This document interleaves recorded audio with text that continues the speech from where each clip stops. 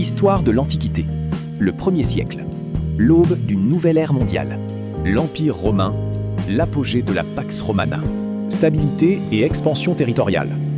Le 1er siècle est marqué par la paix romaine, une période de stabilité relative sans précédent. Consolidation des frontières sur le Rhin et le Danube. Développement d'un réseau routier de 80 000 km facilitant le commerce. Unification culturelle et juridique des provinces méditerranéennes. Essor des cités et généralisation du mode de vie à la romaine. Auguste, le fondateur de l'Empire. La transition vers l'Empire. Bien que décédé en 14 après Jésus-Christ, Auguste définit les structures du 1er siècle. Le Principat, un équilibre subtil entre monarchie et institution républicaine. Réforme, création de la garde prétorienne et réorganisation administrative. Rayonnement, Rome devient une ville de marbre et un foyer artistique. Virgile, Horace. Julio-Claudien et Flavien. Les Julio-Claudiens, 1468, Tibère, Caligula, Claude et Néron.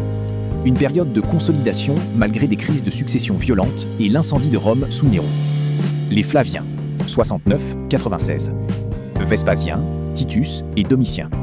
Après l'année des 4 empereurs, ils restaurent l'ordre, réorganisent les finances et construisent le Colisée. L'Orient lointain, la dynastie Han et la Chine. L'éveil des échanges. Pendant que Rome domine l'Occident, la dynastie Han stabilise la Chine impériale. Route de la soie, début des échanges commerciaux réguliers entre l'Orient et l'Occident. Diplomatie, expédition de Zhang Qian vers l'Asie centrale. Économie, exportation massive de soie, d'épices et de lacs vers l'Empire romain.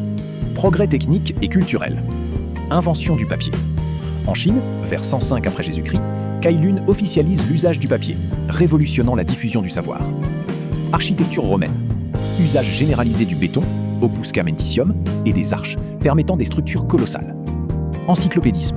Pline l'Ancien rédige son Histoire naturelle, compilant toutes les connaissances de son temps. Pensée et foi. L'émergence du christianisme. Entre sagesse antique et foi nouvelle. Naissance du christianisme.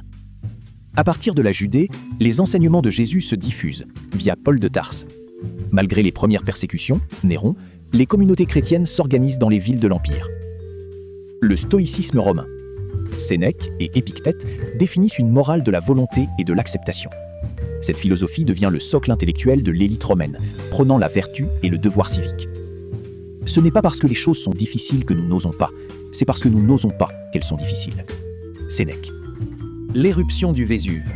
79 après Jésus-Christ. L'explosion du Vésuve fige à jamais la vie quotidienne de Pompéi et d'Herculanum.